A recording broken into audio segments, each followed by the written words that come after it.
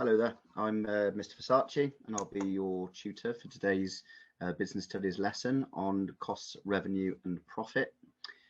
Thanks very much for watching and I hope the PowerPoint and video are helpful. Okay, so you should be able to see on your screen a PowerPoint that I've shared with you. Okay, so that's your title. So just to go through some basics like the takeaways from today's lesson, okay, in terms of the objectives. Hopefully you'll be able to see them, like I said, on the screen. We just run through those now. So objective number one is to develop an understanding of the definitions of cost, revenue and profit. The second one is an overview of the importance of differentiating between types of costs. And the third one is to apply the formula associated with this topic. Okay, so before we get started on cost, revenue and profit, there's a really important concept that you need to understand before we go any further. Okay, and that is the issue of something called output. So in business terms, what does the word output mean? Well, in this case, it means the number of goods and services produced by a business. Okay, and this is important in costs and revenues because if a business doesn't produce anything or sell any services, then it is the number of goods and services sold by the business. Okay, so it's either the amount produced or the amount of goods and services sold. Okay, so we'll come back to output and why that's important a little bit later on. Okay, so just to get us started, I've got a little activity for us to do, and it concerns a product called hula hoops. Okay, so hopefully most of you will have heard of hula hoops.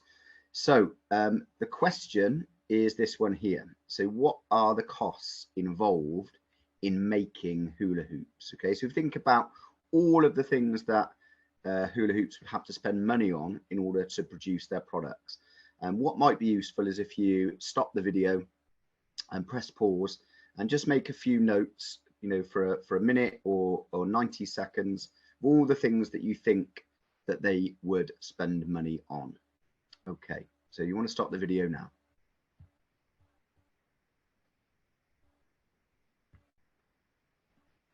Okay, so hopefully you've got a good list in front of you. So the kind of things that I came up with.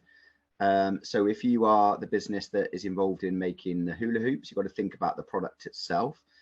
So they're made of potato. So you've obviously got some potatoes because you need them to be able to make the crisps. You've got some oil to fry them in. You might have some salt and other seasoning. Okay, you've also got the packaging. So you would need some kind of plastic or foil to make the packaging. And then you've got other things as well. Obviously, they're made in a factory, so you're going to have the rent on the factory, perhaps a mortgage if they own the factory, the utility bills such as the electric, the gas, the water, the internet, and all of those kind of things. Okay, so there's a whole multitude of different costs that hula hoops are going to have. Now, you'll also see on the screen that costs can be broken down into two different areas. Okay, so we've got the fixed costs and the variable costs. So to get you thinking about that, what do you think the term fixed cost could mean? Okay, so the word fixed means essentially that it's not going to change. Okay, now can you think of an example from the hula hoops? So if you think about a cost that they have to pay that doesn't change no matter how many hula hoops they produce, okay, something that they would have to pay would be their rent. Okay, you would have to pay your rent even if you make 0 bags of hula hoops. Whereas the word variable, and in terms of a variable cost, means a cost that does change. Okay, so variable means that it changes. So that, or in other words, the more hula hoops we make, the more of this cost we're going to have. So that could be the potatoes or the oil or the salt. Okay. So just to recap on that then, so your definitions. So in terms of a top tip for definitions, I like to use the look, cover, write and check method. Okay, whereas you look at the definition, perhaps you've done it on a little crib card or a little flashcard. Okay, so you write down your definition, you look at it, you cover it up with a piece of paper. Okay, then you write down the definition again. Okay, and then you lift the paper to see if you were right. Okay, and that's a real good way of learning key terms and definitions in business studies. Okay, so in terms of the first key term then, a fixed cost is a cost that doesn't change. Now we need to go back to the word output that we did at the beginning of the lesson. Okay, because if you are asked to do a definition of a fixed cost in the exam and you wrote it is a cost that doesn't change, you're unlikely to get the mark. Okay, because that's not necessarily true. It's a cost that doesn't change with output, or in terms of the hula hoops that we talked about. Okay, if we make no hula hoops, we still have to pay our rent or mortgage on our factory. So it's a cost that doesn't change with output. Whereas a variable cost is a cost that does change with output or production. Okay, i.e. the more hula hoops that we produce, the more stock of potatoes and oil and all of those kind of things that we're going to need to buy. Okay, so those are your two key definitions. So if we have a look at another example, so we moved on from hula hoops to David, who owns a limousine for weddings and other events. Okay, so he rents out his limousine. I'm going to put on the screen, or actually they're already on the screen, okay, some fixed and variable costs, but they're all mixed up. Okay, so these are these ones here. So you've got repayments on the loan, cleaning of cars, websites and phones, advertising, wages of casual staff, salaries of permanent workers, insurance, champagne and other refreshments, fuel and stock. Okay, so the idea of the task is that you are to take these costs here and you're to separate them into the table. So fixed costs on this side, variable costs on this side. So again, at this point, you might want to think about stopping the video and see if you can have a go at that task. Okay, so stop the video now. Okay, so these are what we came up with in terms of dividing those different costs into the fixed and the variable. So if we remember, if we go back to our definition, so a fixed cost is a cost that doesn't change with output, or in other words, they have to pay this cost even if they sell no limousine rides. Okay, so they have to pay their repayment on their loan, they would have to pay their salaries to permanent workers, they would have to pay for their website or the internet and their phone bill, they would have to pay for their advertising, and they would have to pay for their insurance on their limousine. Okay, whereas a variable cost, remember, is a cost that does change with output. So the more limousine rides that they sell, the more fuel they're going to use. They're going to have to pay their wages of casual staff, and you'll notice that there is a difference between a salary and a wage. Okay, a salary is a fixed amount, and a wage tends to be per hour or per piece, so it counts as a variable cost. Your champagne and refreshments, your cleaning of the cars and your other stock are all variable costs. Okay, so hopefully that's helped you to understand the difference between those two key terms. Okay, so moving on to the next key term, we have total costs. Okay, so total costs means the sum of all costs added together. Okay, so essentially you're taking your fixed costs and you're adding them to your variable costs. Okay, and there's a very simple formula for that. So total fixed costs plus total variable costs equals total costs. Okay, and what I tend to do is I tend to slightly abbreviate these, okay, and give them and put them in letter form. Okay, so fixed costs I call FC, variable costs I call VC. So FC plus VC equals TC, or total costs. Okay, so very, very simple. You just add in all of your costs together. Okay, so what we're going to do now, we're going to have a go at a little activity. So on the next slide, I've added some figures to some of the different types of costs that David might have for his limousine business.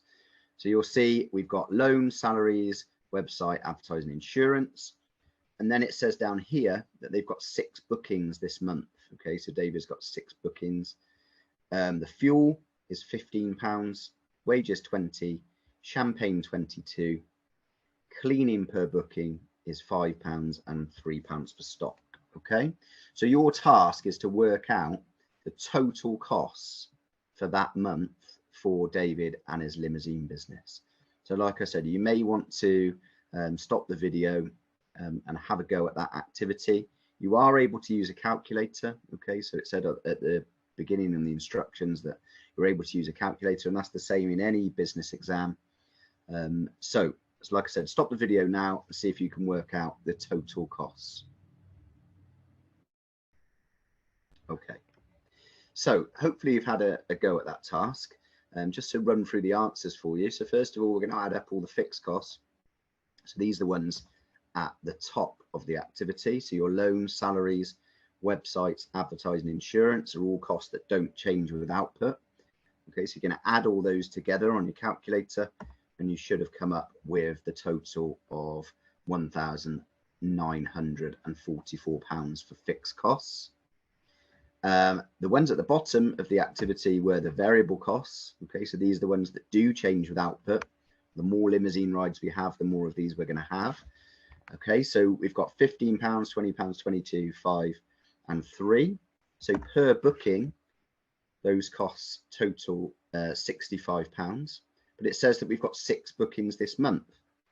Okay, so we've got to take that 65 and we've got to times it by 6 months, okay, to get our total variable costs.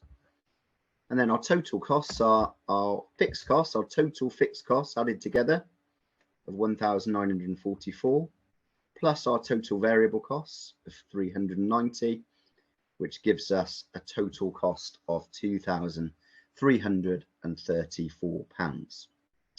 Okay, so hopefully you've understood the fixed, variable and total cost formulas. And like I said, just to remind you, the easiest way to learn these is the look, cover, write, check method. Okay, so the next topic we're going to move on to is the revenue. So revenue is a very simple term, okay, for money coming into the business from selling their products and services. Okay, so every time a business sells a product or a service, they gain some revenue. And again, there's another formula that you might need to write down, okay, using the look, cover, write, check method. Okay, the formula for calculating revenue is price times quantity. Okay, so the price that your business is selling the product for times the quantity of products that you're going to sell in any particular period. And again, like I said to you before, I like to abbreviate them into letters because it makes it easier for me to learn and to understand. So P times Q equals R, so price times quantity equals revenue. And this time we're going to go back to our hula hoops activity. So if we remember that we talked about packets of hula hoops and we said we talked about their costs, but in this time we're talking about revenue. So we're going to say that the price of each packet is 60 pence and we are going to sell a quantity of 100 packets. So what would their revenue be? So you might want to have a go at that on your calculator. So if you want to pause the video, you can. So price times quantity. So 60 pence or 0.60 times the quantity of 100. Okay, gives us a revenue of £60. Okay, so that's a really simple example. I've got another little task for you to do now to do with revenue. So the revenue task is for a new business. And we're going to talk about a business called Gloucester Burger Bar Limited. Now they sell burgers for £3.50 each. And on Monday, they sold 127 burgers. So your task is to work out their revenue on Monday. So hopefully you can remember the revenue formula, okay, because you've used the method of look, cover, write, check. If you remember, it is P times Q equals R, price times quantity equals revenue. So in this case, the price is £3.50 and the quantity is 127 burgers. So £3.50 times 127, if you put that into your calculator, you should have come up with the figure of £444.50. Okay, so that's a very basic revenue task for you to look at. Okay, so it's really easy to remember. Price times quantity equals revenue. Okay, so just to recap, we have now looked at fixed costs, which are costs that don't change with output. We've looked at variable costs, which are costs that do change with output. We've looked at total costs, which is fixed and variable added together. And we've now looked at revenue, which is price times quantity equals revenue. And all of this helps us to calculate profit, which is a really important concept in business studies. So profit is the objective of all private sector businesses. Okay, so any business that's in the private sector wants to make a profit. Okay, so it's a very basic concept that you really need to understand. And essentially, it is money coming into the business. So remember, this is your revenue minus or take away the money going out of your business, which we remember is your total costs. Okay, so again, there's another formula for you to learn, okay, that you need to make sure that you write down. And the formula for profit is revenue, so money coming in, take away total costs, which is money going out of your business. Okay, so make sure you've taken the time to write that really important formula down, and you're going to use the method that we discussed earlier to learn that particular formula. Okay, so the last task we're going to do is we're going to look at a profit task. So we're going to go back to our example of Gloucester Burger Bar, and if you remember, they were selling burgers for £3.50, and on Monday they sold 127 burgers. But now we're going to add some costs into that particular equation.